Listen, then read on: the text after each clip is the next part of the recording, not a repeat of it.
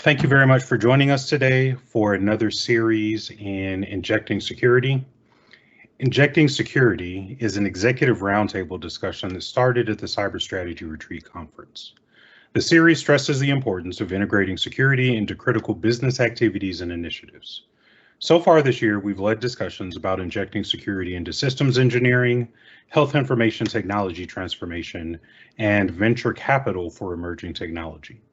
This month's session, Injecting Security into Enterprise Risk Management, will focus on the role of cybersecurity within the greater risk management ecosystem of an organization. To get us started, a little bit of context. Many people, when you talk about corporate governance or cybersecurity or leadership, have a very narrow perspective about everything that's going on, and our educational resource for today is the fact book from the Organization of Economic Cooperative Development. The fact book provides information about frameworks for corporate governance across 49 jurisdictions worldwide, which organizations can use to compare their frameworks with those of other organizations.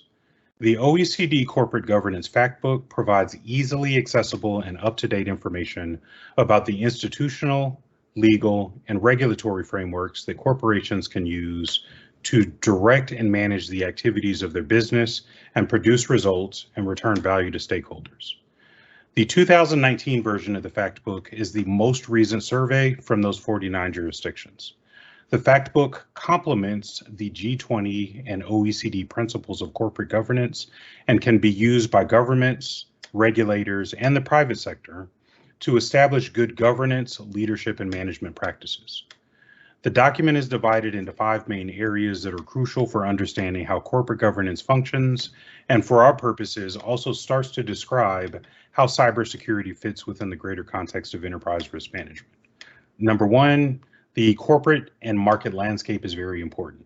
The fact book also covers the corporate governance and institutional framework, the rights and equitable treatment of shareholders and key ownership functions, the corporate board of directors, their role and responsibilities, and mechanisms for flexibility and proportionality in corporate governance.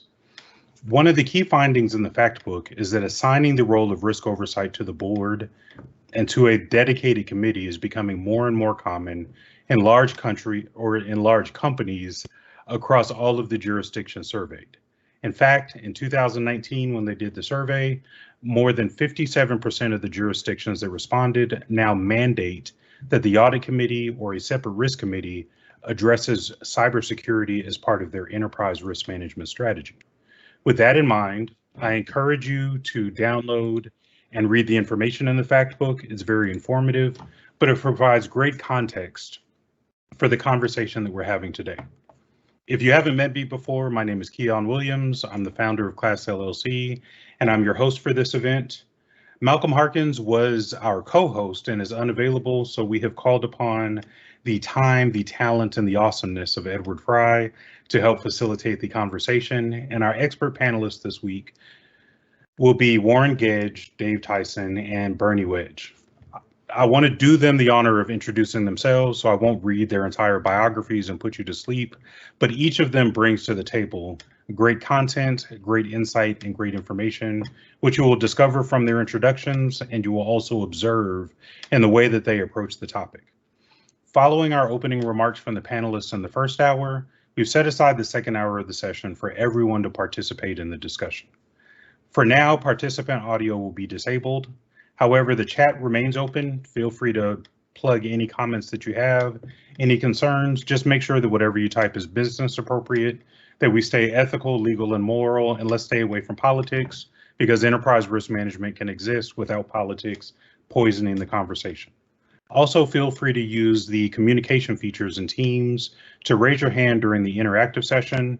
That'll help me identify who to call on in what order, and we'll provide all of the opportunities that we have available inside this time frame to make sure that everybody who wants to say something says something verbally as part of the conversation and contributes to the interaction. With that said, our first person up today will be Mr. Warren Gedge, who will introduce himself, tell you a little bit about himself, and then drop some nuggets of wisdom that have already been prepared.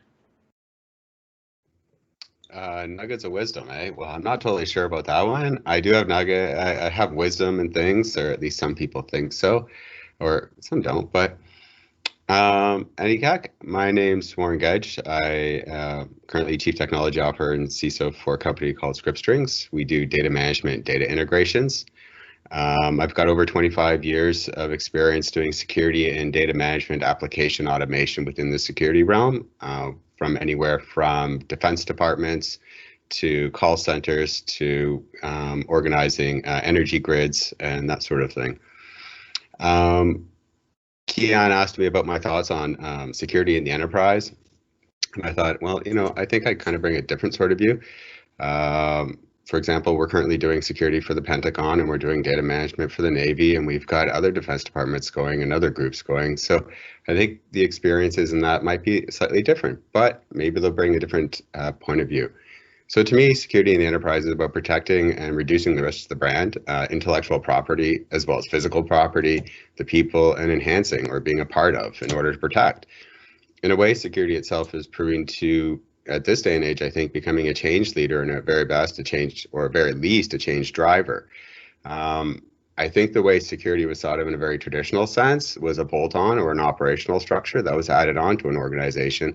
But with all the threats that are going on between cyber and people or rogue employees or espionage and all the different aspects and everything turning digitized, security is basically moved up and stepped up to being one of the things that are helping to move organizations ahead and bring it together. We're seeing a strong trend between, security also going and becoming more proactive when it comes to high risk management or high risk assets. So, for example, using technology, document management, or different assets in order to go through and automate the collection of all the different aspects they need in order to automate a SOC center or empower and enable their people, not replace, but enhance or bring them together. We're seeing, more and more AI, machine learning, and data science being brought in and incorporated as well, and companies moving to more of a security by design approach versus a security as an afterthought. We think that some of the bigger aspects is also at the social level, where it's just, I think, one of the bigger real enablers. I think we're seeing a real shift where some of the terms like DevSecOps and different parts where you're starting to see a mix of security into, I'll call it, and compliance into, I'll call it IT more. Even those are evolving at this point where security and compliance are becoming part of the natural flow within an enterprise, not something that is just considered it's just part of the natural flow, and it's evolving into it, and they're helping. We're also seeing the policies and procedures evolving and embracing a holistic approach versus a very pointed approach, something that I think has been desired, but it's really difficult to achieve in a segmented or verticalized enterprise organization. Some examples would be like, for example, in manufacturing, we've seen large steel manufacturers, auto car manufacturers and parts using automatic collections in order to turn around and reduce loss prevention or improve employee morale, and use things like insurance savings and that to do that. And I'm not saying they're inventing the wheel, but they're empowering systems like Cisco or other commercial products or Umbrella or that in order to turn around and let them bring them their full power, their usefulness to their SOC. We're seeing insurance providers that are really trying to tackle and redefine cyber rates and cyber insurance and how it's quoted. And they're putting in the quoting system in order to get your insurance renewals, they're putting SOC 2 or FINRA or FedRAMP or different types of standards into those renewals depending on the business models that are in. So you can't get insurance or cyber insurance anymore without having security or compliance as a basic, which has helped driving IT in the insurance world to put in things like zero trust or keyed infrastructures or things like that, and driving all the way down to the asset level. Another example we've seen is in logistics, where using insurance savings or using efficiencies, the security and compliance world, making sure things like shipments and logistics don't get compromised, and reducing the availability of all those parts and using the data effectively. So we're really seeing security and compliance taking a front end part in the world and taking a more combined unison role in organizations. I think it's been a very difficult battle as somebody who's been in it a long time. But I think it's really coming out because you're starting to see even some of the more traditional industries falling in place now, not just the more progressive ones. And so even the ones that are slow to move realize it and they're moving. So, yeah. You don't get out of there that fast. So I do have a follow-up question for you.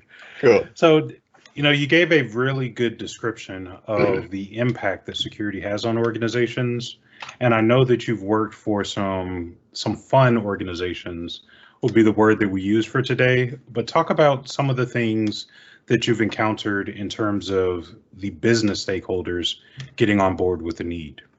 For the attendees in our audience who are technology and security professionals, one of the biggest complaints that technology and security people have is that the business doesn't understand, or they're not paying it any attention, or they're not investing the right resources. Given all of the years that you spent in the profession, both on the military side and on the civilian side, what are some of the things that you've seen work to get everybody at the table engaged in the conversation? And when I talk about the table, it's not really about putting the CISO at the executive level, but it's really the table where everybody collaboratively agrees this is a priority, it's something that we need to do, it's something that's going to add value to the business. We take a business approach, or what I found is taking a business and a financial ROI approach to security and compliance. Risk is one of those things where we have a very large international media company as a customer. They had to go down internally and lose 2 departments before they would give risk or compliance or security the time of day. So I think it's evolving in a way, but I think so. But it's evolving, but it is still one of those things that's intangible. So I found taking a financial point of view is the way forward on it. I know in the GRC space, for example, it's very common to turn around and do the ROI against theft or insurance or losses. I know in the retail space or the logistics or the distribution, for example, the Amazon types of the world, it's done according to order losses as well as retransmits and shipments and things. So tying security and compliance into financials, though, also gives it something that somebody can tangibly at a business level sink their teeth into. Otherwise, it's just risk and fear. And for that, I find most people got to get nailed between the legs before they turn around and they want to act on it. So I wanted to add on or ask on to that question. You mentioned that the department, or they lost 2 departments. So I've been in, or I've seen some scenarios where a company has experienced loss, or the risk department has been advocating for a certain aspect on the ROI. Hey, if we do this, we can win those deals, or if we want to target this market, we should do these things. And then it's not really taken seriously until that loss occurs. Either you lose the deal or the breach. What is your experience with that? I agree with you, but I think there's another way to look at it. So businesses are there to generate money. Well, at least the ones that are for profit, and then the nonprofit, they're there to convert money. So essentially, if you tie your security and compliance requirements and the impact and the potential impact of those assessments parts to revenue and loss of revenue at the start gate, you can use it as a leverage gate in order to enable greater revenue. So giving sales or marketing or that more things that they can go and sell, right? Which goes well for finance and also goes well for business. Or you can turn around and you can really mitigate the risks or tie those into the cost centers up front so that it gets built in, so that it actually gets driven throughout. But in those cases, we tend to generally tie into the business revenue owners because they're the ones who have any kind of say, and they're the ones who will help you move it in a way. And so if you can enable them, which is making their life better or saving them money or de-risking something, like a real risk from their point of view, they'll help you and they'll make sure it gets taken care of. Cool. So as we move on to give Dave an opportunity to share his thoughts, for the audience, I want to remind you that we're talking about injecting security into enterprise risk management. And one of the key ideas to understand about the topic is that enterprise risk management in a business context includes the methods and the processes that are used by the organization to manage risks and to seize opportunities and to achieve business goals and objectives. So with that said, Dave, considering the types of organizations that you've supported and the things that you've seen in your travels, I'd love for you to introduce yourself, share a little bit about your background, and then share with the audience some of your thoughts about how to inject cybersecurity into enterprise risk management. Great, thanks, Keon. Yeah, so Dave Tyson, I am the president of Apollo Information Systems, which is a mid-size international cybersecurity consulting firm, products and services. I also am the co-chair of the Private Directors Association National Committee on Cybersecurity for boards and senior execs. Been out working as a CISO for the most part for the last 20 years or so in Fortune 500 firms, everywhere like eBay through PG&E and power companies, plus been a consultant in about 70 countries. So I've seen pretty much every vertical and, stand back and have watched much of what's gone on over the last little while. But I think that the first thing we probably want to hit on with ERM is the first question is, are we really talking about ERM? Because there's a lot of organizations that have an ERM committee if you get a little bit larger. But it's important to understand that there's also this trend moving towards ESRM, which is Enterprise Security Risk Management, which is a slightly different topic. So in the ERM side, they tend to focus on, the identification and the prioritization of risk and risk treatment at the enterprise level, looking across the broad categories of risk the organization faces. Now, other organizations have taken the approach of more of an ESRM, where they take all of the security-like risk-facing functions and bring them together and add to that conversation execution. What do we do about it? And how do we go and actually reduce the risk? And in those models, they tend to look at, let's get cyber, let's get physical, let's get privacy, let's get emergency management and business continuity and a number of other related risks that are quasi in the security space and bring them together. And so both of them, I think, are interesting models, and I think they're both relevant.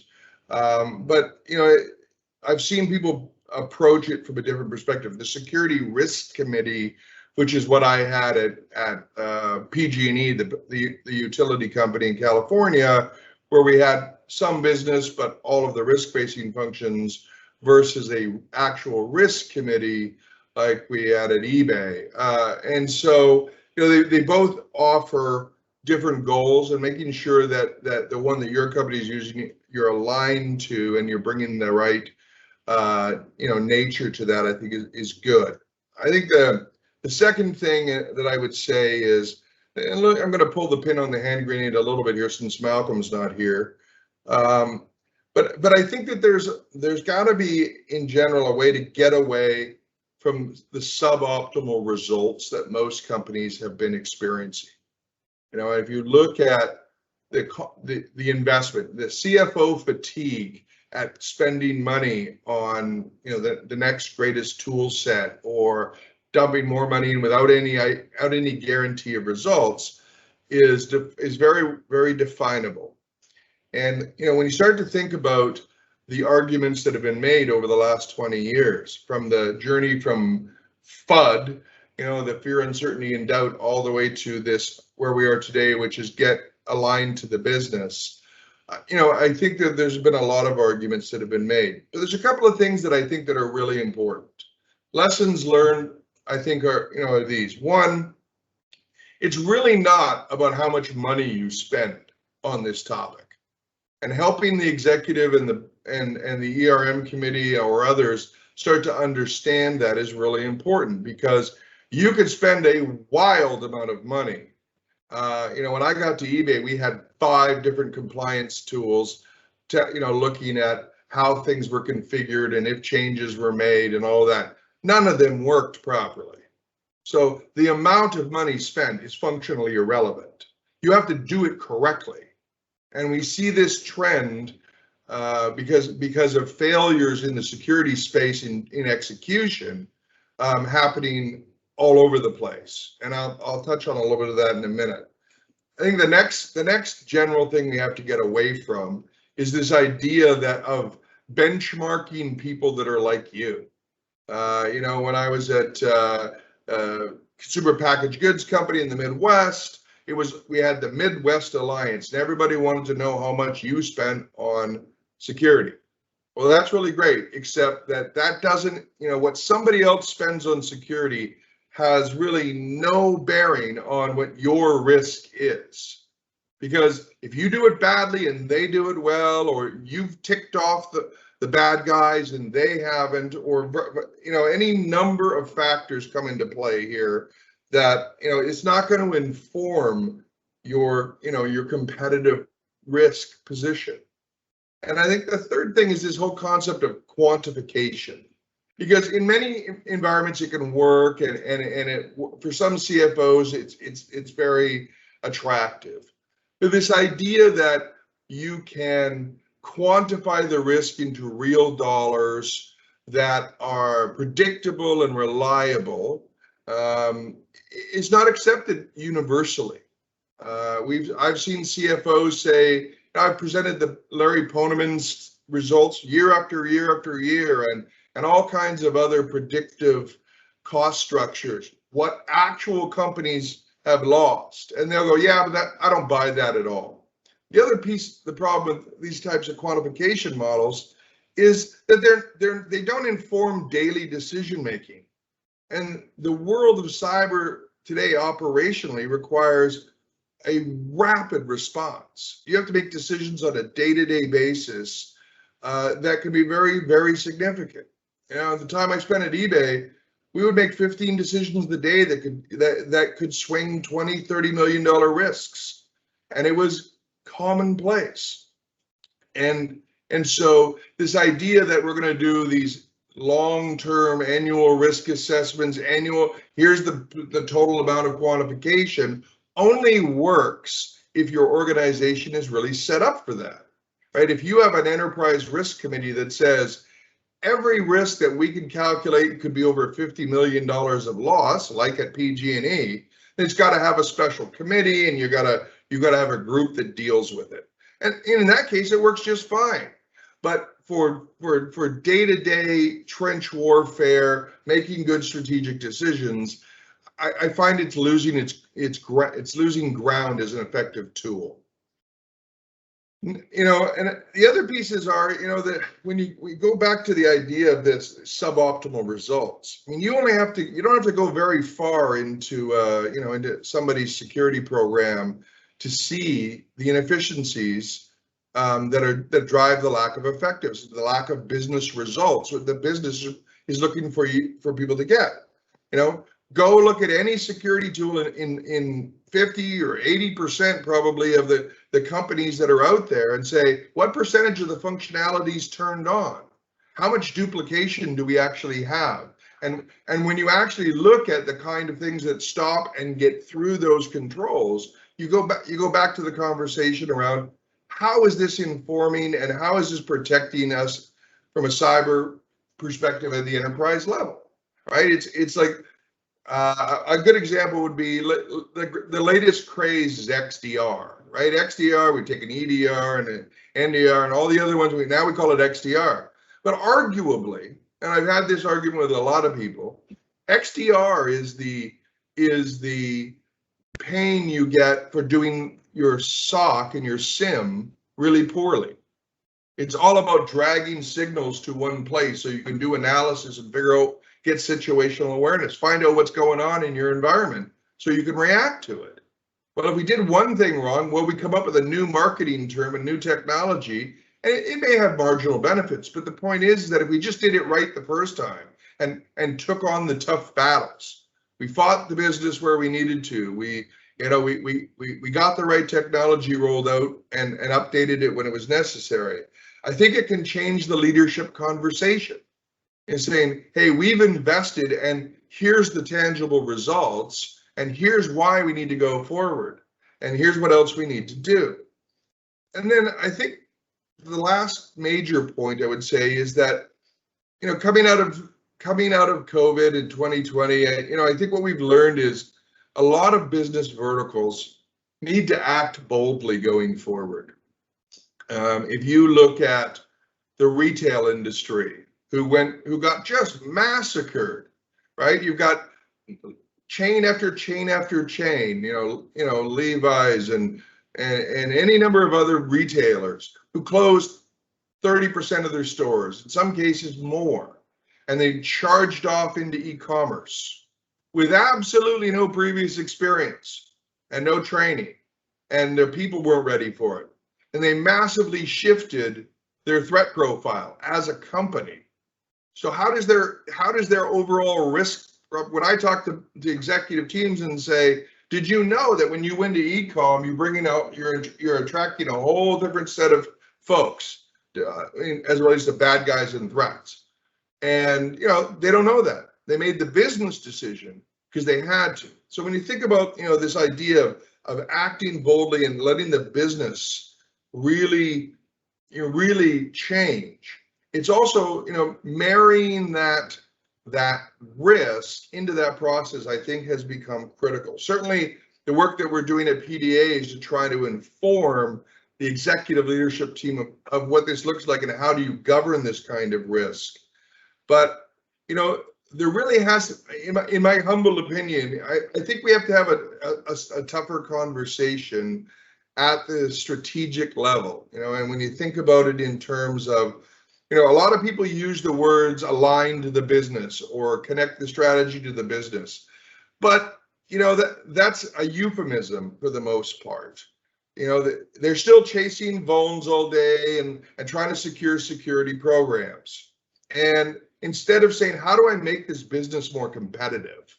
How do I make this business more successful? And without going into a tremendous number of examples, but, you know, I've got a bunch.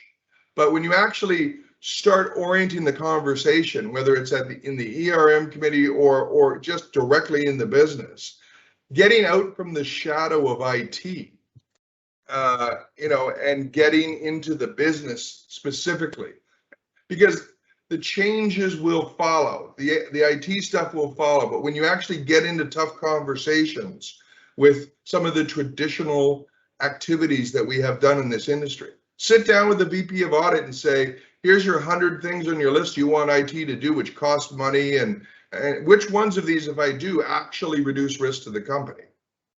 They can't tell you, right? Because it's just a checklist approach, right? But when you actually say, well, if I do this, will it actually reduce the risk? Yes, well, we should do that then.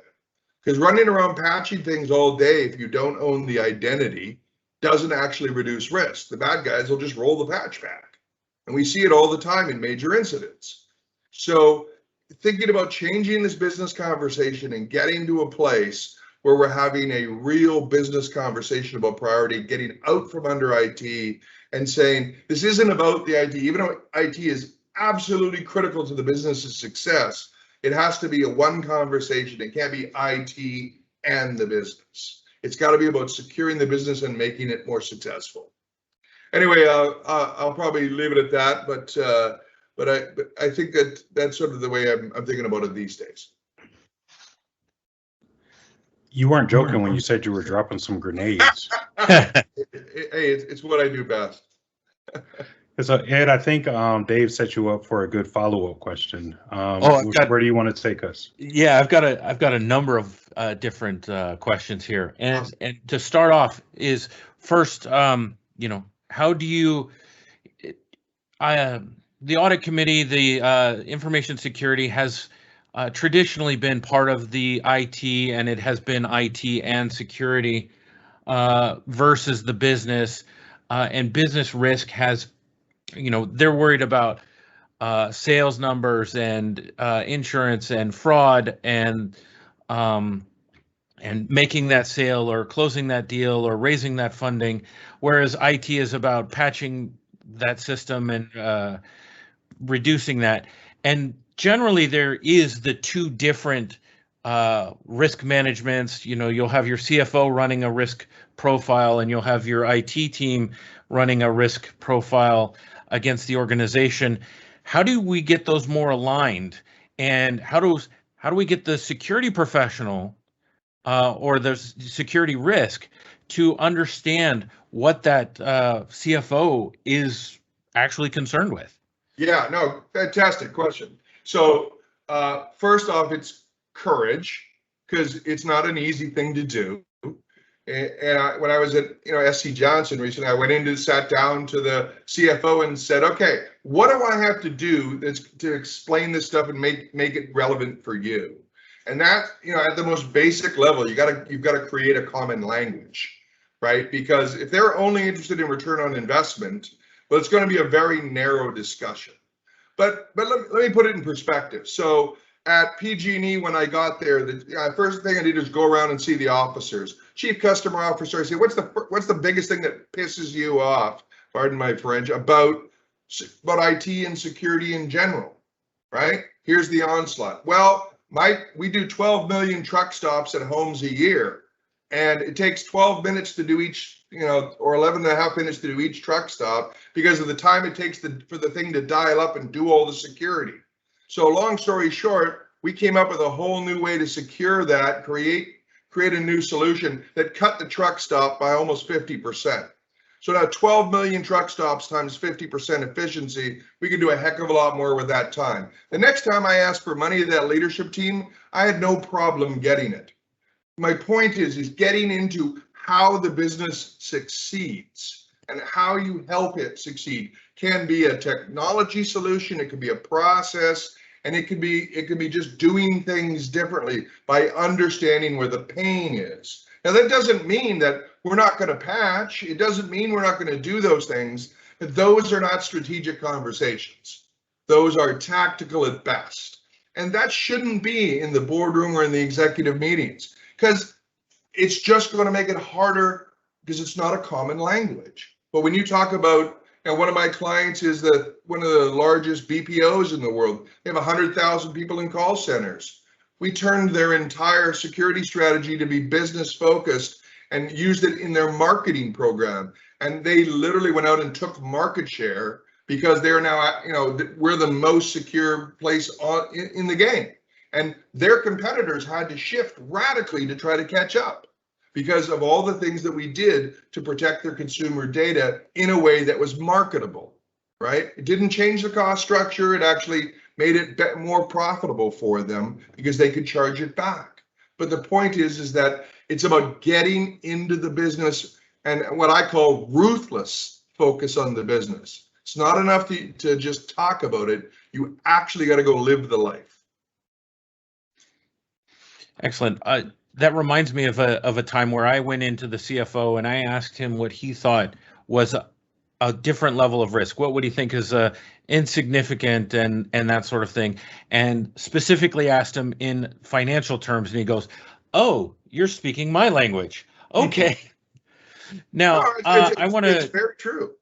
I want to go back and touch on the point of you mentioned having a bunch of different tools that were being ineffective, and how can, and to me that seems like a potential business risk of implementing a tool incorrectly or not understanding what the tool is or how to address a particular issue. You bring in a vendor and it doesn't actually solve the problem, so you bring in another vendor.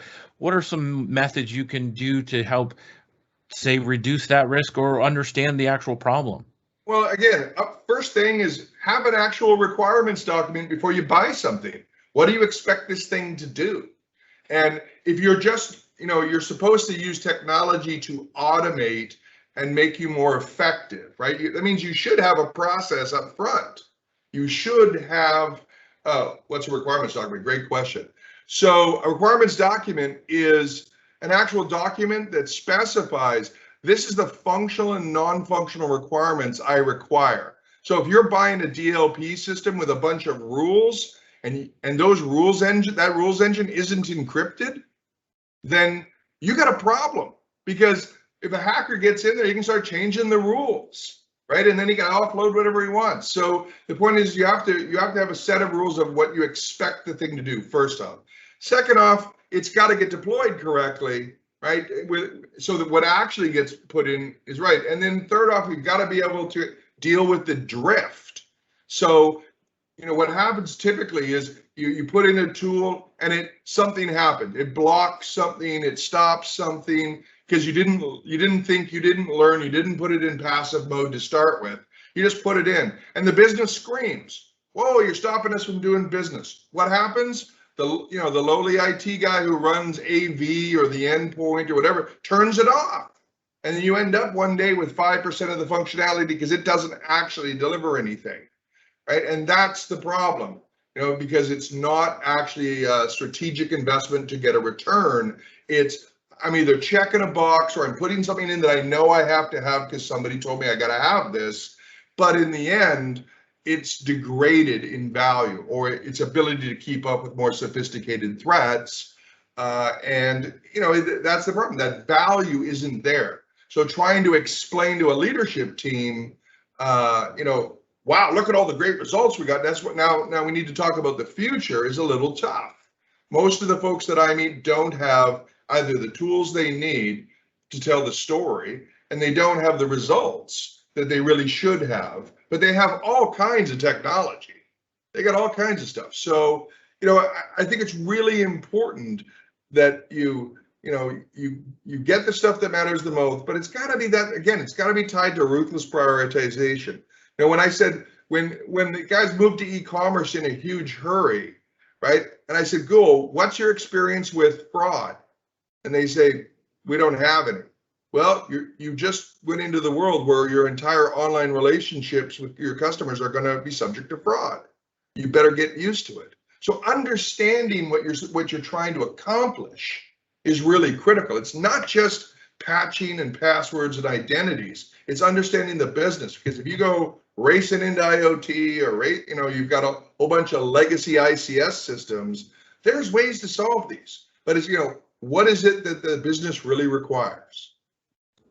Hey, Bernie, I think you were meant to follow next. And so it's unfortunate that your last name started with W, but I think it's fortunate that you are probably the most experienced business and board facilitator out of all of the panelists. So when you think about what Dave said regarding ruthless prioritization of business objectives, and you think about the context that we provided for enterprise risk management, can you share with the audience some of your background? Because I know it, but everybody else doesn't know it. And then get into what are some of the other things that we need to consider from your perspective. Sure. Thanks, Keon. Hello, everybody. Thanks for joining. Yeah, maybe I'll try to sort of connect some dots here on the things we've heard. You know, first of all, my background, 30 plus years as a Big Four partner. Ran the technology risk business at Ernst & Young for a number of years. And so most of my experience has been with larger organizations, publicly held, you know, companies, and going to the audit committees, going to the board, going to the risk committees to talk to them about these issues, IT compliance issues, tech risk, cyber, digital transformation, et cetera. So I spent the last decade in the financial services sector, which is obviously a little more mature maybe than some other sectors. And I think some of the other folks mentioned earlier, folks are catching up. Let me come at this, maybe connecting the dots, you know, sort of why isn't security injected into ERM? I could start with maybe the three things I see, and I think Warren said earlier, it is a difficult, battle. First of all, there is a lack of formal governance and oversight. I think, Keon, you started by saying 57%, your statistic on, you know, in countries where there's a mandate for some committee oversight. I think the problem is, though, that oversight might just be take the audit committee. One of the many plethora of things the audit committee's got to deal with is cyber risk. And so in a public company, they're dealing with quarterly signing off on the 10Qs and annual 10Ks, and then all of a sudden they have 5 minutes to spend, on cyber risk. So, one of the big pushes that I'm seeing is coming up with a board level committee that's specifically designated to deal with cyber or technology. And, Dave mentioned sort of the movement toward enterprise cybersecurity risk management, tying that into a committee that has that as more of a sole mandate is something that we see happening, but recent surveys is that's still a very small percentage of take the Fortune 1000. So we don't always have the right governance and oversight. Another reason that security is not injected properly is, I think as Dave just got finished saying, there's not a common language, right? There's different languages spoken. Organizations I was dealing with were assessing security either using checklists, people following the CIS top 20 controls, or they were using NIST CSF doing a maturity assessment. Those languages don't speak to risk folks. Those who are more mature and do have an enterprise risk committee or an ERM, they're talking risk tolerance. They're talking risk appetite. They're using terms like that, and particularly say in banking, they're defining quantitatively, credit risk and things that are very easily quantifiable. And so when people at higher levels, let's say boards, hear this, it's two different languages, right? So one of the challenges I think security folks have is finding, consistent, repeatable ways to communicate cyber risk in such a way that can be understood. And one of those things, the other big problem is that what is the measurement? I think Dave was hitting on, and both Warren said this too, about the need to have financial measures to do for cyber risk. That is not a mature capability. Some of you may be familiar with the FAIR Institute and the FAIR method of measuring cyber risk. That's out, but it's not very well, I think, understood or implemented. And so today, the way most of the time people are using high, medium, and low measures for cyber risk, right? And those don't always tie very well into the quantitative measures that often come out of a formal risk function. So I think those are two or three of the reasons things don't fit in too well. I think the other point I would make is to throw a bit of a hand grenade into this, as you like to say, is I'm a real fan lately of thinking about risk holistically. There's a real movement afoot to think about systemic risk, and I think obviously the pandemic has brought that along, and some of the other recent breaches like SolarWinds, make us think about a system where component failure, a small component failure in a complex system can cascade, right, have contagion effects and take down the entire system.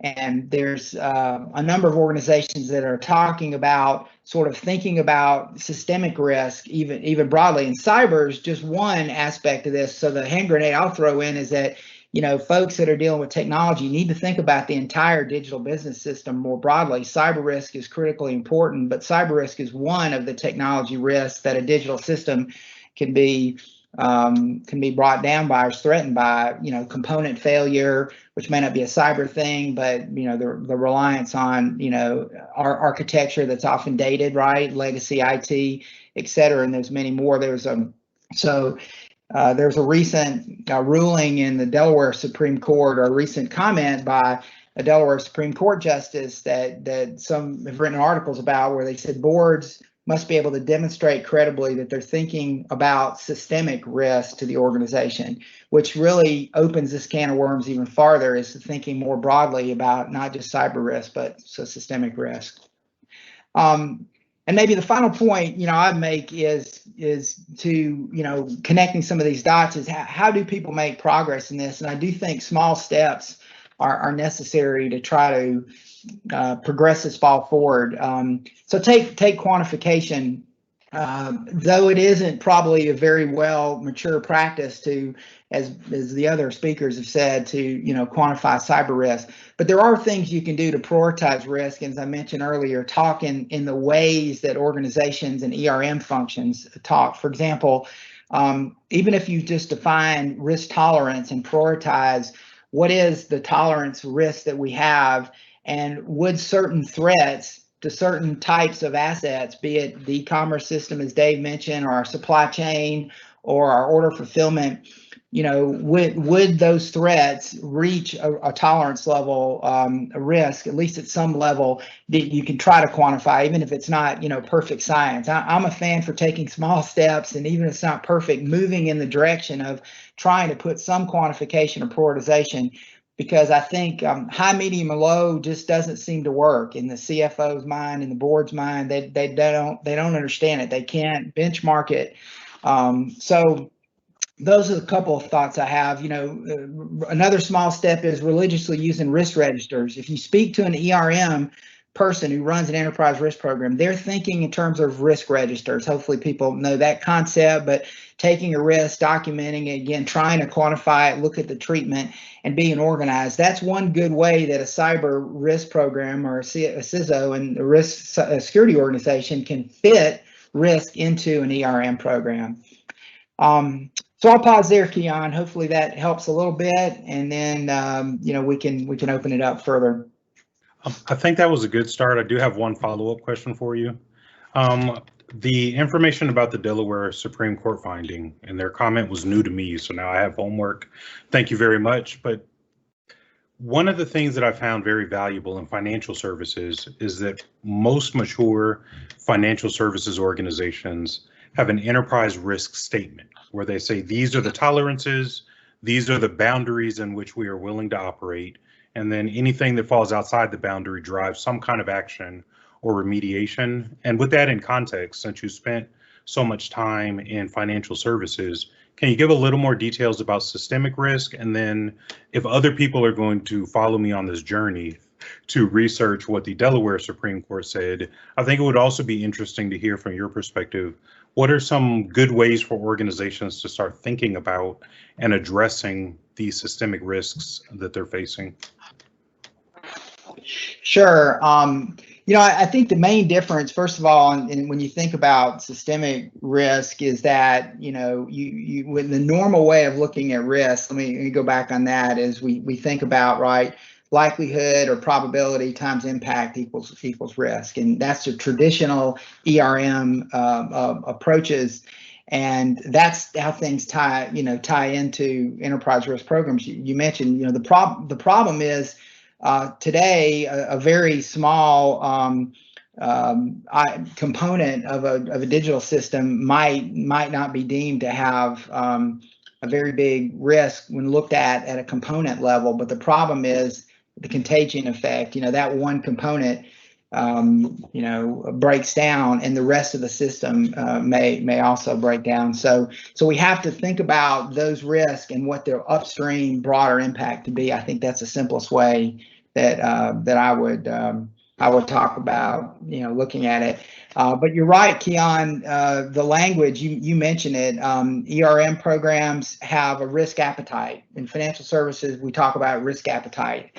An organization at a high level say our risk appetite looks like this. It's low, it's medium, it's expressed with these quantitative numbers. Security folks have to figure out how to fit into that, how to roll up their risk into that broader statement. And quite honestly, it's challenging, and it's not an exact science. So I have a couple of questions to add if there's time. First one, you mentioned assessing companies and that sort of thing and using checklists to do that, but is there can checklists be used to help reduce the overall enterprise and cyber risk of an organization? Second, we'll start with that one, and I'll rethink of my second question. Yeah, and great point. I would be a fan of saying those are complementary. So I don't want in any way be interpreted as saying checklists or maturity models are not a good thing to do. And I think many security programs have operated on making sure they follow the CIS top 20, or a number of my clients are using NIST CSF to understand their maturity level. Right. I think those are necessary, because I think we all know, there's so much to do in security. Best practices, following best practices, and making sure you're doing all the required foundational elements is important. I think the question is, though, you have to complement that with thinking about then the risk, because those checklists and like NIST CSF is not a very good risk management. It doesn't really assess risk. It's really just maturity of processes. So I would say complement, do both. Mature your checklists and your methodologies, your maturity assessments, and then add on top of that a way to speak the language of risk, like your enterprise risk management group is speaking. All right. So the second question I have on that, you mentioned using the risk register and taking the likelihood and impact times the impact, and you get your risk. But I wanted to, most cyber professionals are using a heat map or something along those lines, and the CFO and such, or the board, are more interested in the actual financials. Now, I've worked in a program where we were assessing risk based on the value of a record, the likelihood of a particular exploit or something like that being breached and or executed, and the probability, or my what is the word I'm looking for?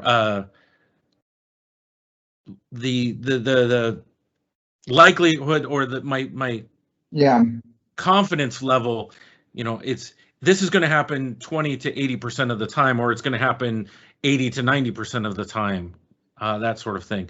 And using that, I'll go ahead and toss it out there. The Hubbard model with Seierson and Hubbard documented with measuring the actual values on a qualitative approach instead of that's about right. Yeah. And I think that's the challenge, Ed. Sometimes is that's about right. These methods aren't very mature, but I saw organizations taking the traditional heat map. Let me just pick up on that, but trying to overlay the red, yellow, green in the heat map with some sort of worst case scenarios or some sort of numbers, because to your point, people at management levels, or particularly take board levels, they think in numbers. So until you can quantify something, even if it's not perfect, I was advocating trying to come up with a quantitative method to at least understand maybe worst case scenarios, because you can clearly sometimes prioritize what would be worse than something else, happening. Maybe the possible exposure of a certain threat to a certain type of capability or asset or application would only be so great. So you can attempt to put some numbers, and then so I saw a heat map, and then in the red they would quantify, and so you'd see some reds that were 30 million of exposure, another red was only 10 million. Then right off the bat, people's mind would go toward trying to prioritize where the most bang for the buck would be. And to that point, I'd like to, those numbers are going to be different on a per organization basis. For example, if you're in a small startup, that red might be $10,000 or $50,000. Whereas if you're in a $1 billion organization, that red might not start until you're in the $50 million range. Exactly. And that's a great point, and it's got to be relative to your organization, and that's why though. But once again, while putting some numbers to it, you can go in a small organization and say red, but no one understands how bad red could be without trying to put some quantification to it. So for the audience, we're getting close to the time in the session where we open it up for audience participation, but I think Ed sent us down an interesting rabbit hole that I'd like to explore, which provides a good segue into the question that Jacqueline wanted to ask. So we'll start with Warren, then we'll give it over to Dave. Bernie, if you want to add to it, that'd be great. But the question is, what is your favorite way to measure and model risk? Warren, you have the floor.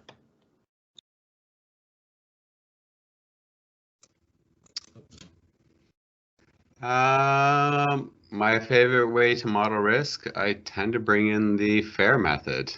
And then what I'll do is I'll model it around the business practices and the way that they go through, and I'll snowflake it around that to the best of my abilities. If they've got a preferred methodology or one that's already in place that needs to be augmented or to be shored up, well, then we'll work with that. But as Dave and Bernie were saying, it tends to work as the standard that we tend to put in. So. Cool, that's fair. And Dave, I know you work with a lot of people, but you've also been a CISO for some very large organizations. Across all the types of organizations that you've worked with, what is your favorite model to measure, to model, to present risk to the organization? Whichever one gets me money, usually as a rule.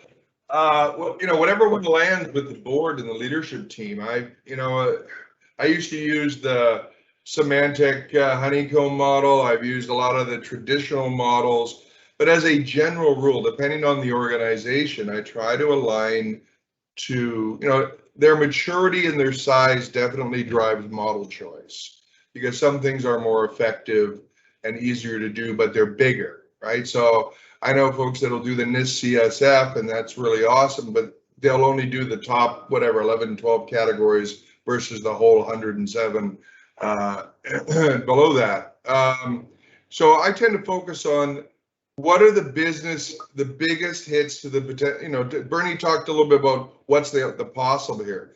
Focused on the things that are going to end the business. What can really hurt the business, make it non-competitive, take it out of the game, and start focusing on those particular risks. And I kind of tend to focus around the stuff that's business critical and let the rest sort of work itself out over time. But this idea of peanut butter spreading risk management across every possible control in a framework doesn't work for me, because it doesn't really focus on the business's investment methodology. The business invests in areas that they see as business critical. And so I think aligning the risk model approach should be aligned to that same approach. So, if it's customer data, if it's intellectual property, if it's whatever those big ones are, and there's more art than science here, but I like to use a risk model that focuses, that I would say over-indexes there first versus sort of the broad peanut butter spread, because I can live with a small virus getting loose. I can't live with a ransomware attack that takes down the entire manufacturing line. So that's it's kind of a weird answer, but that's kind of the way I actually do it, and that's the way my whole methodology is built. It's business first. And I think that's a fair answer, and I think Bernie agrees with you. But instead of assuming on Bernie's behalf, Bernie, did you want to add anything? And again, the question is, what is your favorite model and why?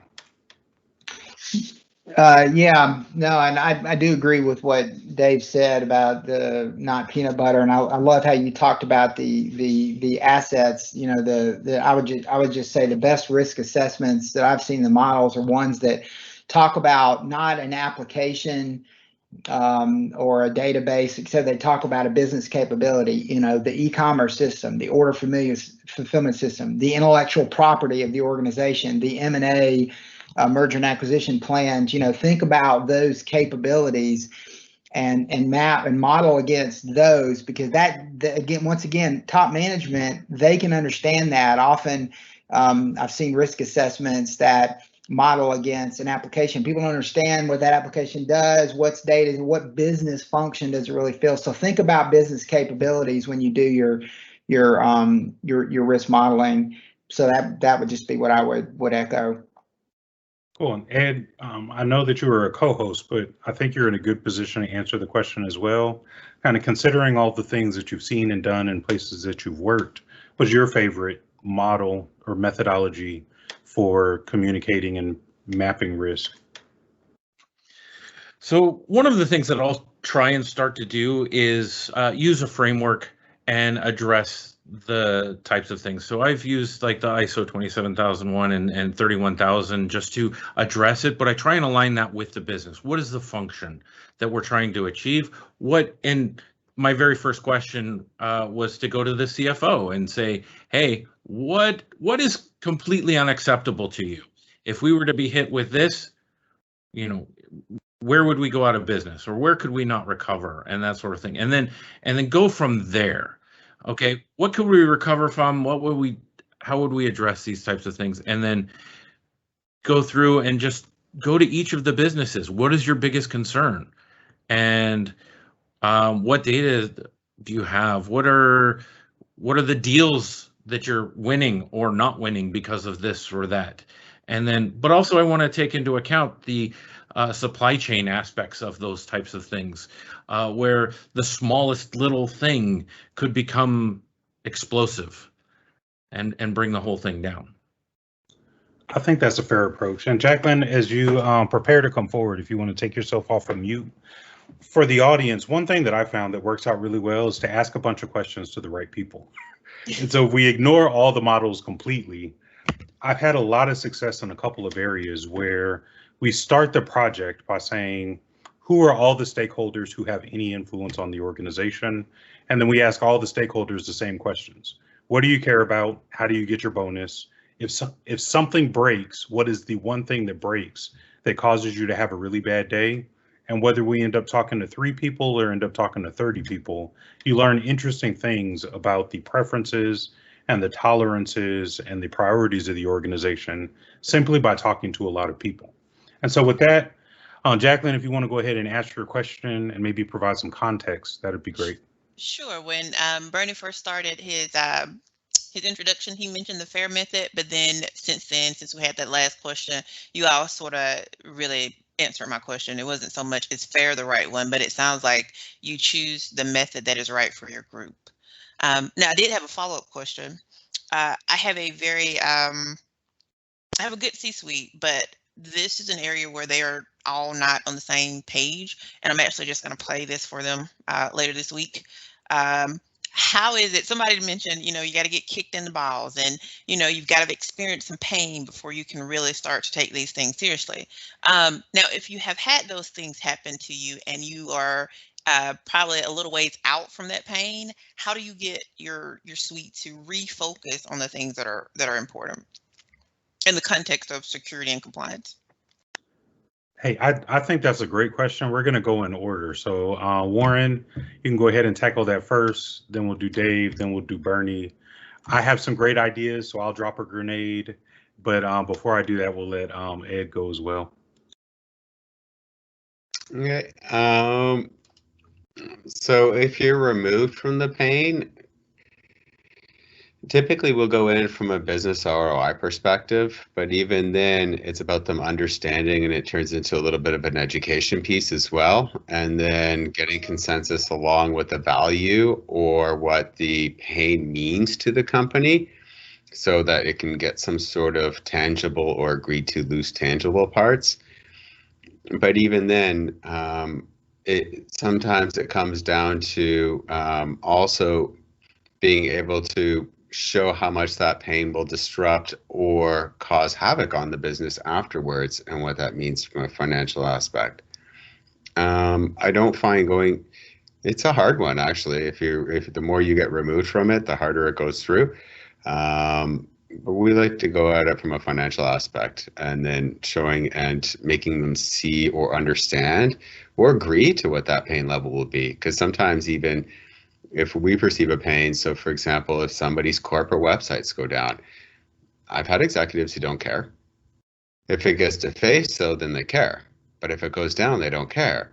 So there's also an agreement on what those risks are on those different parts, and around the asset. And I'm using that as an example, but really it's around the assets themselves and those definitions and what that means and the impact. I'll jump in. I'll build on what Warren was saying. I mean, I think that from my perspective, first off, obviously you got to tell them stuff that they don't know, right? Just going in and talking to them about the traditional approach and the kind of stuff they read in the Wall Street Journal is generally not going to work.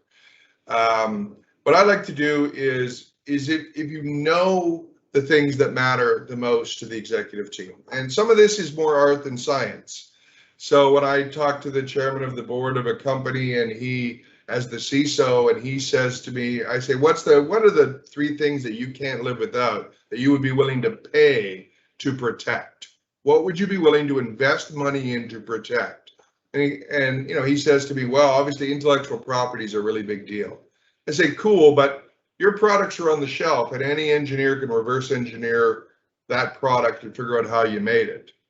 And so are you prepared to invest in that? Well, no, not really. But the stuff that's in my supply chain, you know, the stuff that I'm gonna, in my R&D for the next 3 years, I need multiple billions from, I would pay to protect that. Okay, so now you have some information that you can use and you can build on. So by getting to the specifics of where the fear, not the fear, but the pain lives, and then start building your presentation around what those risks really are. You know, like 85–90% of the companies that I go into don't have really good detection. They don't really know what risks they face. They don't have good security intelligence. They have limited detection capabilities, and it's suboptimally deployed, or the people aren't well trained to even interpret it, much less respond. So if you're making risk decisions based off of suboptimal information, you're already behind the 8 ball. So the way I like to think about this is, okay, well, let's figure out where the real pain is. Let's have a really decent conversation about the real risk position to those critical assets and start there, right? Let's start about the business's real risk as it relates to this stuff. Then we can, and no fear, uncertainty, and doubt in any way. This is real. You got to be able to provide evidence.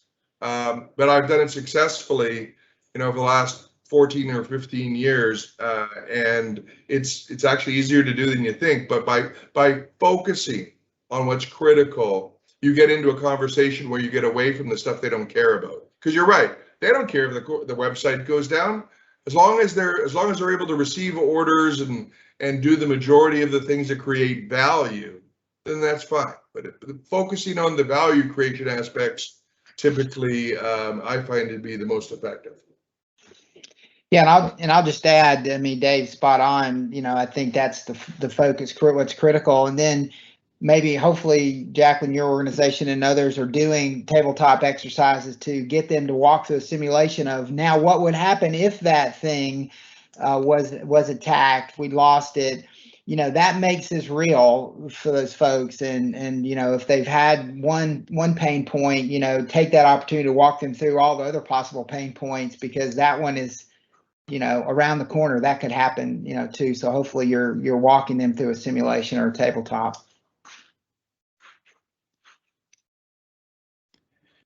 So one thing I think I might take a different approach on some of these things. Right here, we've talked about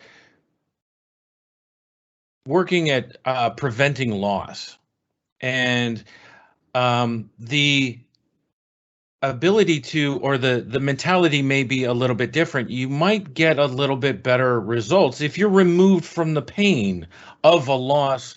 You know, maybe you had a loss a while back and you want to further the program of, well, what about a win? So people are more motivated to spend money on earning more rather than losing less. So I might take that approach of, we can win these deals better and show that we're doing these things better and get bigger customers if we achieve these things and be able to prove and be open about our program on these aspects. Yeah, so as everybody was talking, I posted something in the chat, and I think this is a great question. But what it really comes down to is, what happens when the executive leadership of the organization is emotionally disconnected from the pain that you're dealing with? And so if we're emotionally disconnected, then we're complacent. You know, I could be fat and happy if there is never any consequence for me eating donuts for breakfast, lunch, and dinner. But as soon as I have a heart attack, I'm switching my entire diet to vegetables and a lot of water. I've gotten off all the sugar and everything else. And that's really the crux of the conversation that kind of started with an interesting post from Balbix, where they said that the security budget before you have a data breach is pennies in a jar. And as soon as you have that data breach, the floodgates open, the jar is overflowing. You can't figure out what to do with all the money that you have. But the next part of that equation becomes, well, what happens 3 years later?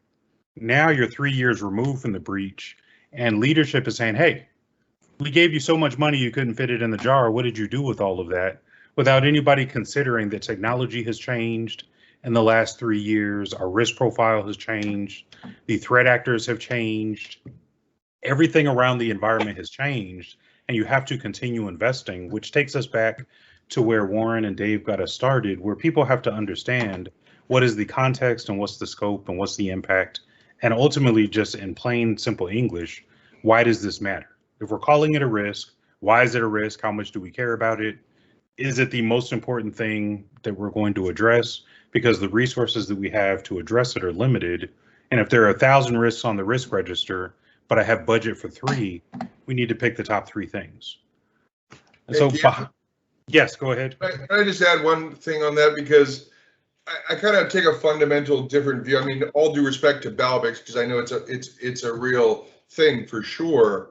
But the other piece, though, is that if there's emotional disconnection, and that is somehow related to the amount of budget you get, then you are not making a relevant business case to leadership, right? At the end of the day, your presentation, the conversation you're having with leadership as a professional, you're not being taken seriously. And if it's not based on, and that's why, the business, I have watched business units throw away tens of millions of dollars and underspend every quarter after quarter. But yet we don't have a dime extra in IT, right? So that alignment to achieving business goals changes. I've never had a problem getting any money at any place I've ever been where the business strategy was directly linked to what it was I was doing. And that's the point. We have to change the approach and the conversation at the enterprise risk table. Otherwise, we're going to be in the same priority for funds as absolutely everybody else, right? And that's the problem. If capital rationing is the word of the day, how are you going to make a better business case than every other business department? It's going to be really tough. I mean, a lot of people are going to revert to fear. Oh, well, we could get hacked. Well, yeah, sure. But, if we don't do these 10 things, we may not be in business in a week. So the key point is changing the model from this IT-centric approach to the business approach and getting into the business conversation. Money is not an issue for the business. Money is an issue for the CFO and the IT department because it's one department. And you have 5 departments who are all spending money because they want business results. It's a different conversation. Yeah, you respectfully disagreed with me, but I agree with everything that you just said. The fun part of being a provocateur is recognizing that a lot of organizations are approaching the problem the wrong way, which is why we put the panel together and why we talk about security in the context of enterprise risk. The meat and potatoes of the story is that in a lot of cases, you just have to present the right information to the right stakeholders to drive them to make decisions that are in the best interest of the organization. And focusing only on technology, I would argue, is the wrong approach. Focusing on how this is going to impact critical business things like operations and revenue is probably going to get non-technical business people to sit up and pay attention and be interested in what you have to say and invest in the things that you're presenting if they are serious and reasonable and appropriate. With that, Steve sent me a note behind the scenes. So Steve had a question about CMMC. So we'll start with Warren and we'll kind of go round robin for this question as well. Thanks, Keon. Hey, Warren, since you have such a close relationship with the DoD, I was interested in your early observations of adoption of the CMC model with the DoD environment.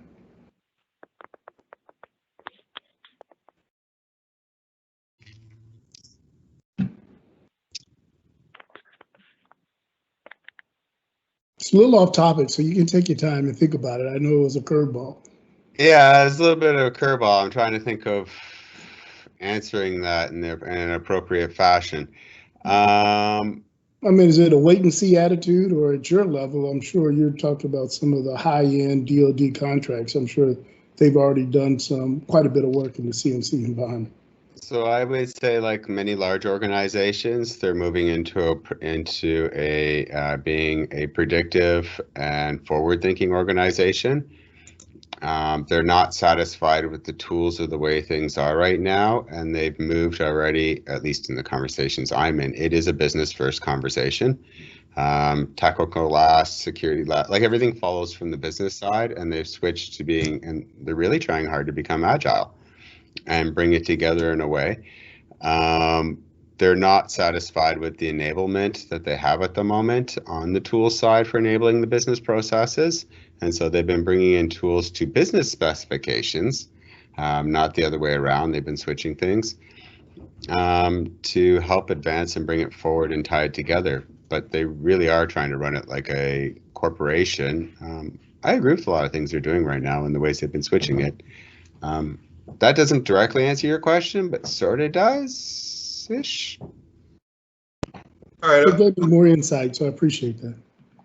I'll jump in. I mean, we just became a CMMC registered provider, and we're doing all of that aspect now. We have a lot of commercial interest in that space, but I would say that I think Warren's right. I think they're moving the direction they need to go, and I think that's good. It took the big guys.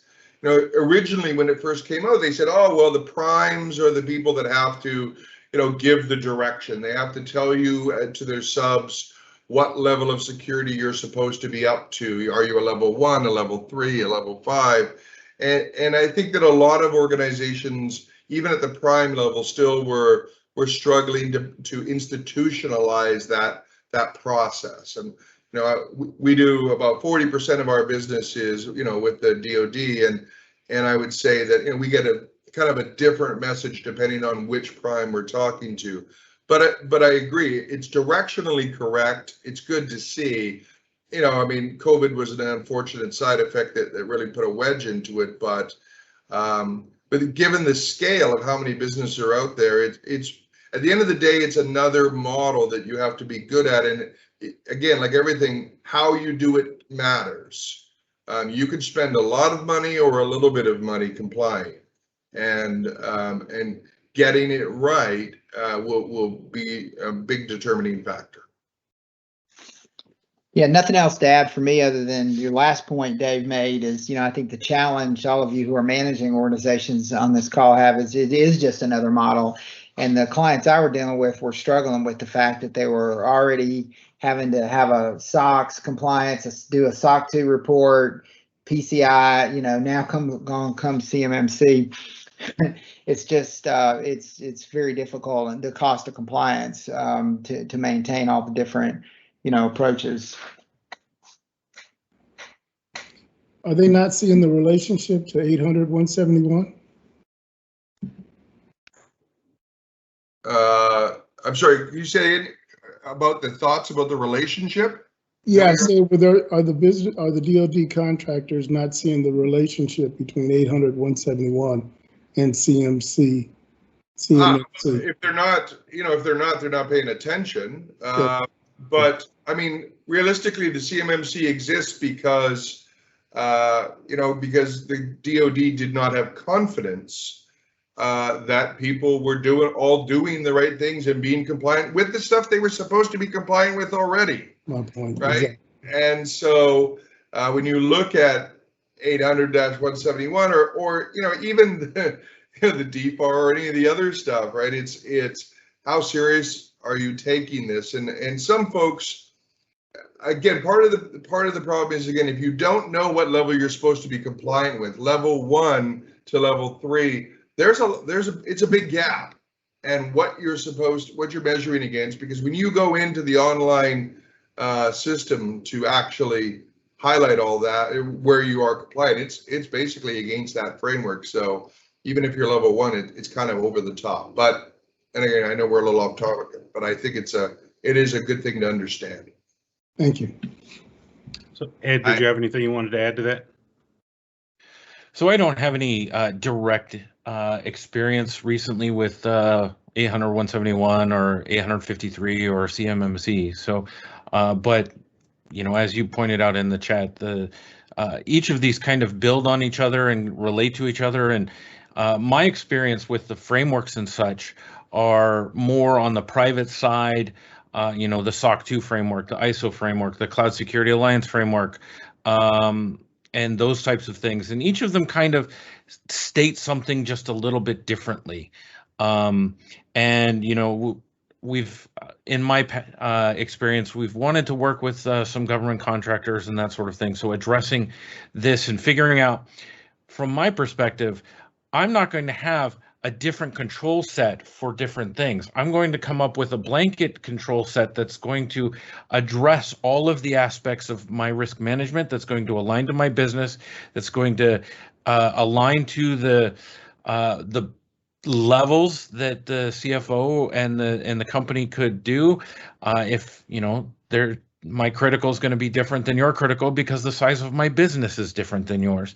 And then addressing all of those, but then building my control set and frameworks to cover all the bases and just address the risks directly as it relates to my business, not so much the framework. But then again, I want to make sure that I'm using that framework as the baseline and then building on top of it.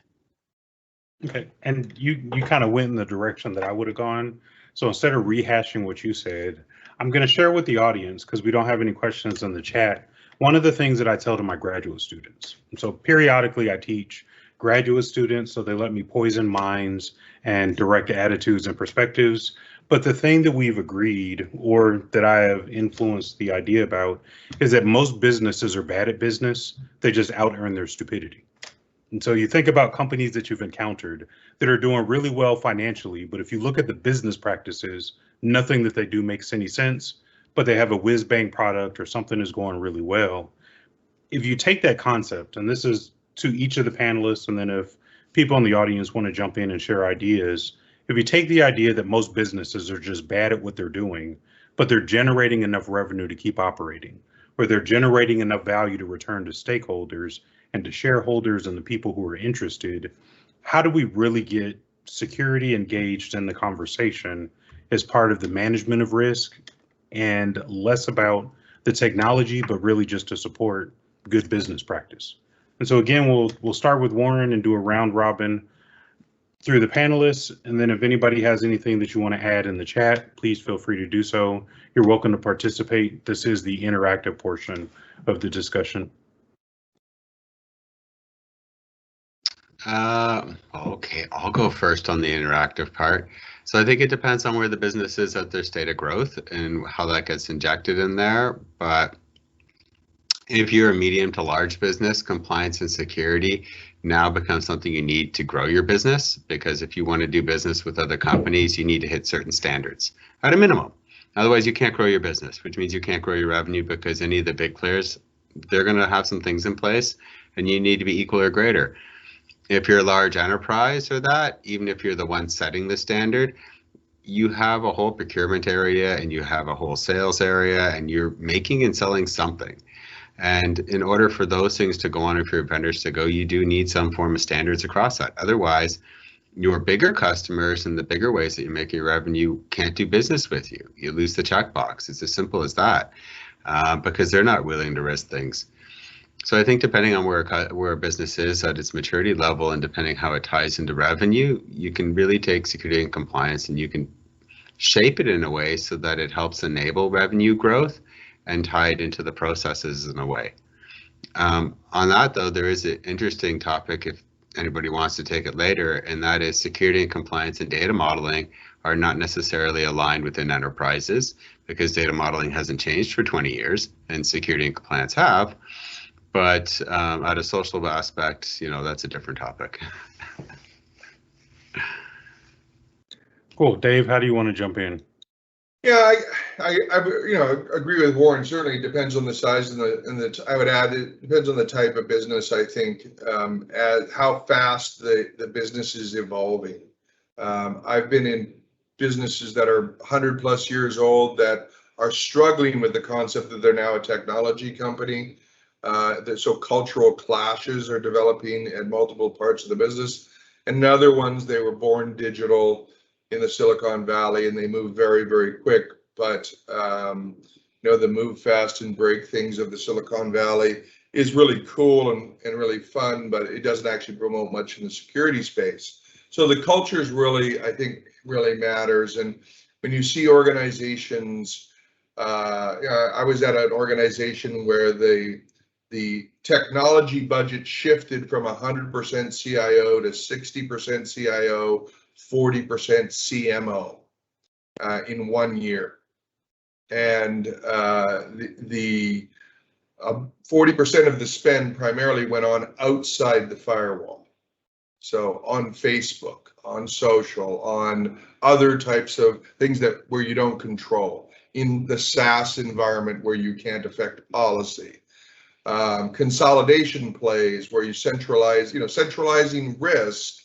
We had 80 payroll vendors around the world. We consolidated to one. So everybody says, oh, that's a great thing. Less places to get hit. Yeah, great. Now all of our data is in one place and now it's a bigger risk.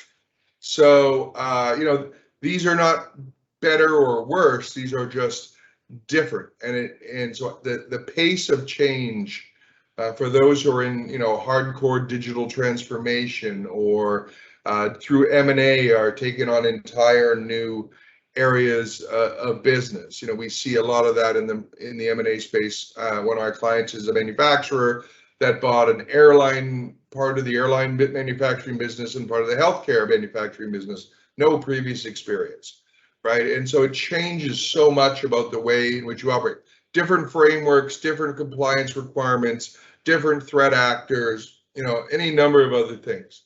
So I think, when I think about interactiveness, it's, your ability to both understand the business and the technology and the threats, plus ensuring that the people that are involved are right for the game. I see a lot of folks that, hey, do we have it? We're going into this technology or we're going to do this kind of stuff. Does anybody have any expertise in that? No, right?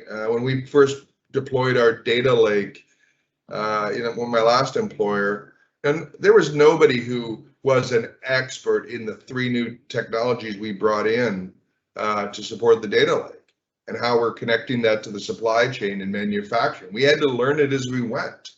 And so the speed at change and the velocity of introduction is, in my mind, is one of those things that drive, especially in an environment where expertise is hard to come by.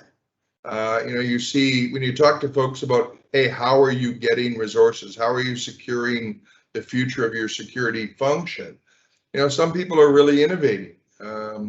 And I think that like you look at some folks like Facebook, they're investing money into universities to try to build incubators and give the money for forensics labs, and then they get first pick. Like it's just many different techniques depending on the type of organization you are. And add to that the security function. If you're a security function that innovates dramatically, that's going to change. You look at our missing co-host. What he did at one of his employers a while back changed the entire authentication model. It was an amazing piece of work, right? And it changed the way that his company, pretty much let people travel around the world and what data they could get access to. So, this constant change, I think, is it definitely an interactive nature of it. I think is really interesting, depending on the type of company you're in.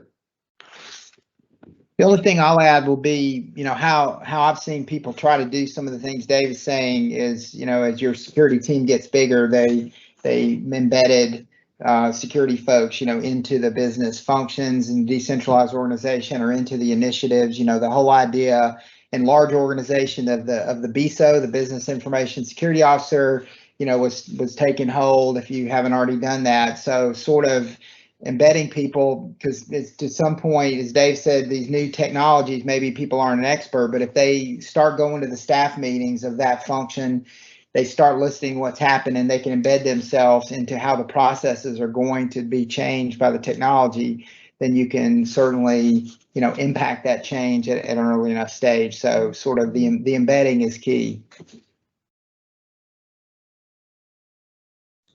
Ed, what say you? So I would agree with Bernard there.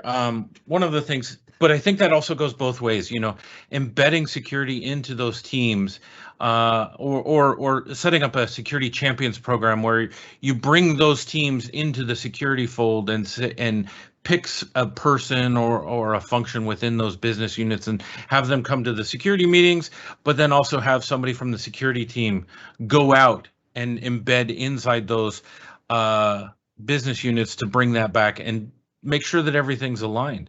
It goes both ways. Yeah, and so to Warren and Dave, I posted it in the chat because I thought it was an interesting question.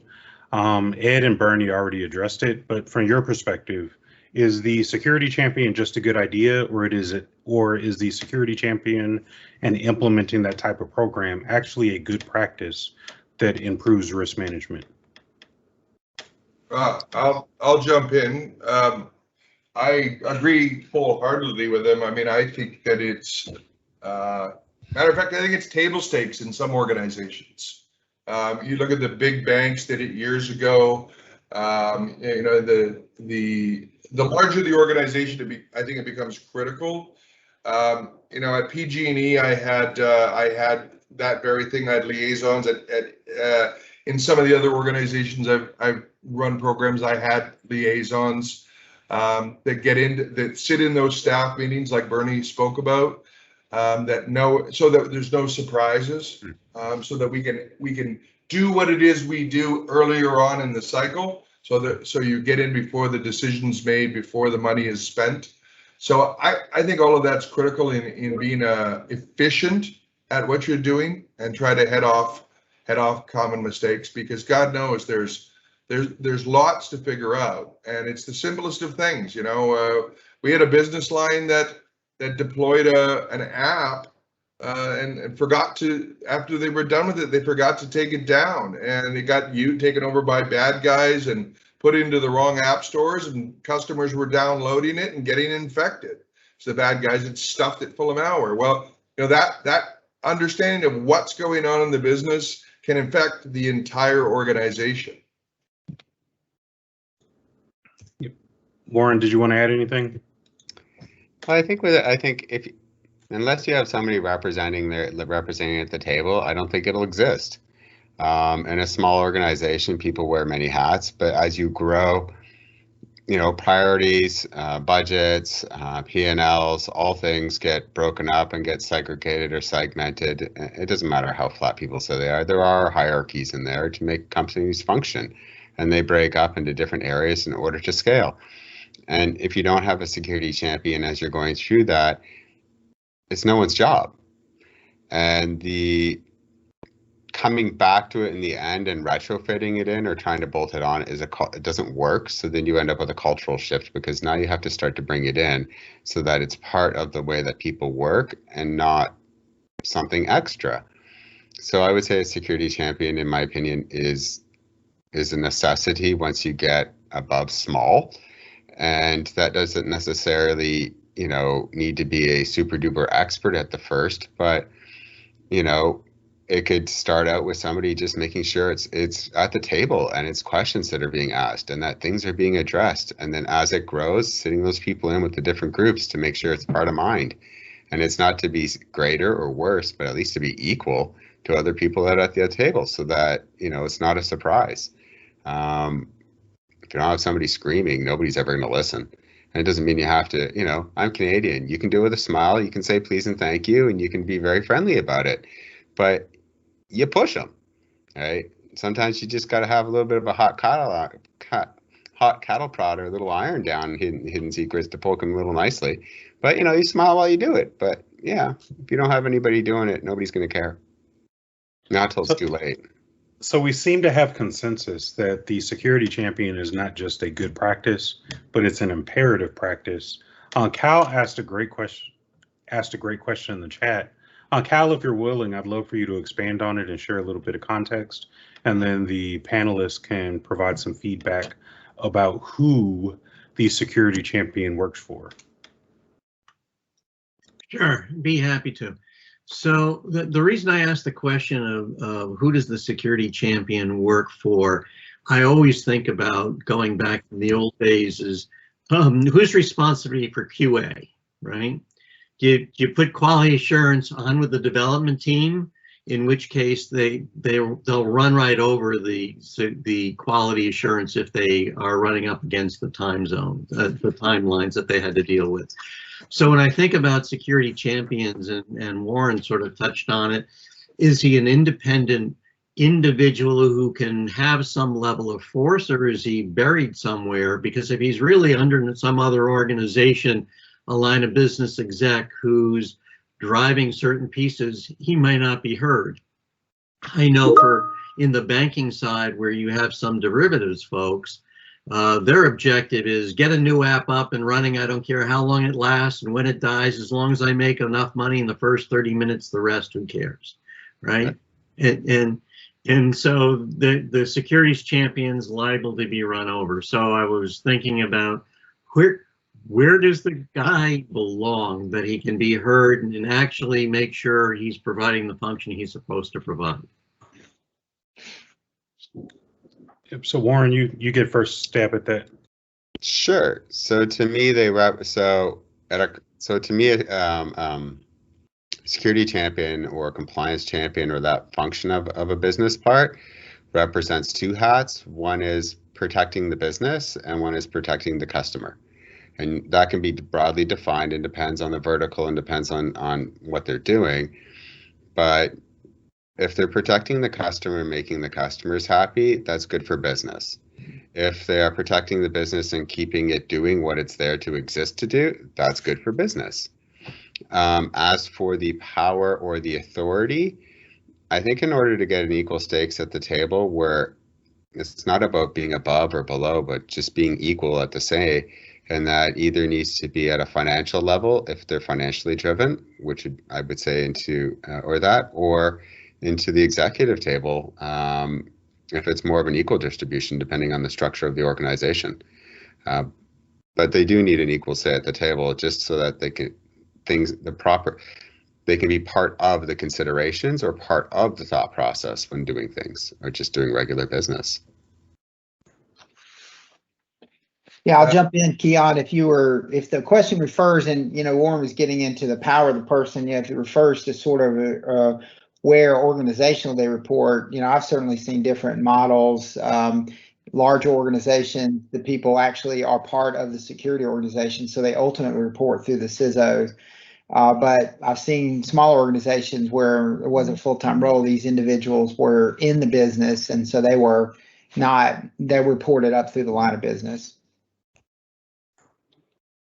I'll just add, I've seen sort of three different models for the most part, and to Mary's point, she's put in the chat, I mean, it really depends on, to a certain extent, the type of organization. So in the security, where you're trying to embed into the line of business and you have the head count, those have always reported up to me as the CISO. In cases where you don't have the head count, you're globally distributed, you can't, you're at a low level of maturity. Often it's just literally about, I've gone on world tours and met with people in each office and found somebody who gave a damn and just dubbed them, hey, you're the security champion, I'm going to teach you, and my team's going to connect with you, and you're going to work here. You don't report to us, but we're going to treat you like, one of our own. And that has worked effectively as well. Less strategic, usually somebody who's delivering IT or some other function there in that environment. Even if you look at if you go up a level and go to the IT champion model, where the IT will create a business unit liaison. In that case, most of the time they're sitting at the business leader's table if it's done right, and they're dotted line into the C level that's running that business unit. But they're still usually reporting back to the CIO as well. They're usually, they're wearing two different hats. So, I think that both of those can work. As far as autonomy goes, yeah, it's a tough one. It's a little bit culture. It's a little bit how you set it up in the job description and how you negotiate for the role and your overall strategy. It can be, I've seen it very different depending on the organization. Cool. What do you think, Ed? So one of the things I align with Marion, the way that I've been in a bit smaller organizations and that sort of thing. So one of the things that I've done in the past is I've gone and taken my team, had a small team, we were a 500 person, 600 person company. We're not going to have a person in each organization, or I can't hire somebody who's dedicated to security and put them into the different business units. So what we did was we went around to each of the different business units and said, hey, who's interested in doing something with this? And so we found somebody in not every organization, but with each of the Scrum teams, we said, hey, who wants to come to our meeting and learn some new things? We went to the HR team and said, hey, do you have anybody who wants to do this? And then we would have, a sprint meeting that was separate from everybody else's sprint meeting. And we would bring them in and we would talk about what's going on within these different organizations.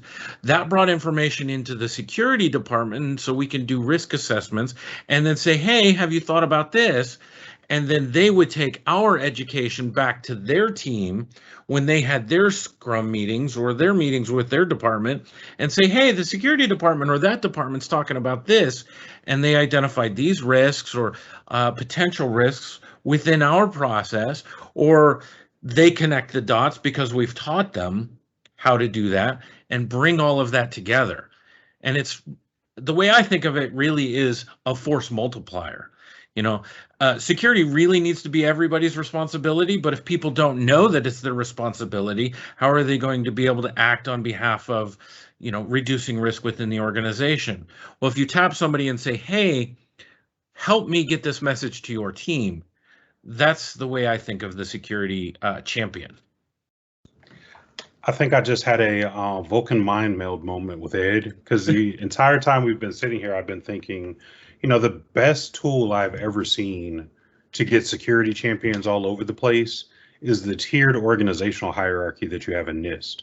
And so as an educational tool, if you guys have time or interest to look at it, one of the benefits of that hierarchy is that it assigns what is effectively a RACI chart for cybersecurity to every level of the organization. The board has a role, executive management has a role, department heads have a role, system owners have a role. Everybody who interacts with the system, the data, the environment, or any part of the organization has a clear role and a responsibility assigned to that. And once you enforce it, people start to care. When you have a division director, if we take the CFO as example, and you say to the CFO, hey, I don't expect you to put your hands on keyboards and manage all of the financial systems, but whatever happens, that's your problem. So you better make sure that all the people that report to you are working with IT and working with security and working with compliance and internal audit to make sure that everything that needs to take place to protect these systems that support financial management is taken care of. Now the CFO has skin in the game, and the role and responsibility that the CFO has, he's paying more attention. Once I got fired from my job, effectively, not literally, because it really does take an act of Congress to fire a federal employee, but I convinced the people in charge of that organization to put security requirements on the performance management plan of all of the business leaders within that part of the organization. And they said, oh my gosh, this is horrible. Now nobody can go run and hide and say it's not my problem, it's IT's problem. And so they decided to do a reorganization, and they caused me and my boss, who came up with this bright idea, to no longer be in charge of anything. And so we were still able to work there, but we couldn't direct the activity, which from my perspective was the indication that we did exactly the right thing. We just had a group of people who culturally did not want to conform to the process. And so what that leads us into, I think, is the great closing conversation. I didn't see that Mary wanted to jump online, but she did pose a great conversation that led us in a good direction.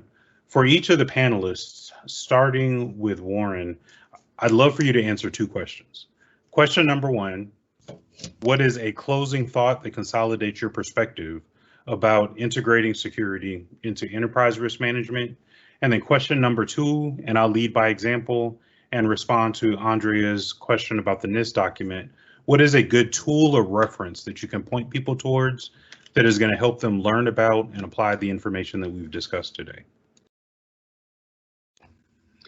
Well, on the part number two, I do have my own tools, but I want to get that NIST framework that someone else posted in the chat there from you, and read that one there, or that part there, that one NIST document. So to answer number two, I was going to say I default to different parts of the organization as different pieces there, but I'd like to see that document there on that, creating that RACI matrix of sorts for the hierarchy and the structures. And I know they use a train the trainer model when they're pushing that through, but I'd like to see that. My overall thoughts on security in the enterprise are that I think security plays a big role in the enterprise. I think it's coming together, aligning with all the different forces, and when driven from a business first or business impact direction with financial implications, it can help it move forward. I think that the social integrations that have been going on in the way that it's being approached nowadays is actually very beneficial to corporations, large to small to large, and you just need to adjust the approaches as it goes through. Thank you, Keon. Yeah, I'll jump in. Hey, Go ahead. I was just going to say I'm with Warren in that I kind of use my own tools that I built that I find to be more effective. But there are many, the NIST CSF, the CIS top 20. I mean, there's lots of great tools out there. It depends on your organization and what your needs are. Depends on what level, are you at the operational level, the tactical level, or the strategic level? At the strategic level, that's what we're building at PDA, which is the first sort of best practice and board governance approach around this. In terms of closing thoughts, I really do believe we need to change the conversation to be ruthlessly focused on the business, so that the conversation in the ERM or the risk committee or anywhere else is really about helping the business be more competitive, more successful, less risk, where it makes sense, and allow the business to act boldly and take risk when it's safe. Enabling them to do that is there are many well-known practices out there in the world, but it takes creativity, it takes courage, it takes it's more than a framework, it's more than a heat map, it's more than a risk model. It's art and science combined.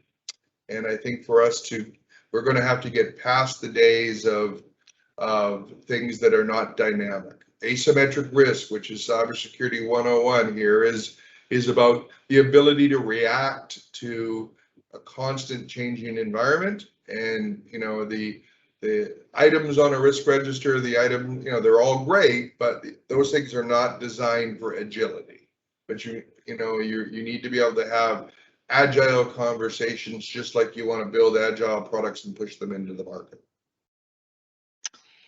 Yeah, my closing thought, is similar. I mean, it's all about alignment, right? I think Dave said it, Warren, aligning with the business, having people understand the business value. My alignment for you is go meet with your risk brethren, whoever's running the ERM program, the risk committee of the board, and speak their try to speak their language, right? Try to understand the methods being used and how to roll up cyber risk into that, be it terminology from the risk appetite and tolerance I talked about, or moving towards quantification means to be able to fit the risk into the overall measurement against the risk appetite of the organization. So it's all about alignment. In terms of a tool, I pasted something earlier, but we talked a lot about NIST documents. The NIST here 8286 document, which is only several months old, is the one on integrating cyber into ERM. So Keon, that's a tool we haven't talked a lot about, but I encourage people, and I think I put the link. It's a bit up in the chat, but the link to that document, it's a good one also. Excellent. And Ed? So as far as, one of the first things that I'll do is the tools that I use. The companies that I've worked for have been B2B type companies and have sold internationally. So the framework and tools that I leverage are the ISO frameworks. And one of the first things that you would do in that is understanding the context of the business. And each of those frameworks require you to understand the context of the business. What is the risk appetite of that business? And what are they speaking? So having those conversations and really listening and understanding what those business leaders are concerned with, I think is of key importance. Yeah, and I agree with you. I am a huge fan of ISO 31000, which is an enterprise risk management framework that you can use to guide cybersecurity risk that gets everybody speaking the same language. We had a great question earlier that led to a good conversation about factor analysis of information risk. And I tip my hat to those folks at the FAIR Institute, because that model provides a common language that at least gets everybody on the same page and addresses what Dave was talking about, where people are speaking different languages, they're using the same words, but end up at different destinations because nobody knows what anybody is talking about. And so all of those things, at the end of the day, it doesn't really matter to me personally what model people use, but because this is not a sponsored activity, our only objective here is to be here for education and to promote good ideas and good practices. I thought it would be constructive for everybody to share some tool or some model, and we got great answers and great results. If you guys enjoyed this session, I hope you'll come back again next month. The Injecting Security program is a series that is an extension of the Cyber Strategy Retreat Conference. Every month we do a different topic. As I said in the introduction, we've talked about security inside the context of system security engineering. We've talked about it in health IT transformation. We've talked about it now for enterprise risk management. Next month, I have the pleasure of having the president for the Georgia Association of Corporate Counsel, the Chief Justice for the Supreme Court of Georgia, the public policy attorney for the NFL Players Association, and a world-class intellectual property attorney will be the panelists that talk about the role of security in the context of law and order. And so it should be a good topic. People should learn something. I hope that you will consider joining us. Following the session, a link to the recording will be provided to everyone. It takes about 24 hours to process the link, filter out all the stuff, do the noise canceling, and make everything pretty and smooth. We'll also make sure that if you ask any questions or you reach out to me or the team, that we'll be happy to connect you with anybody. But if you were paying attention to the chat, the LinkedIn profile for all the panelists was posted there. We have a process within CLASS-LLC called Curated Connections.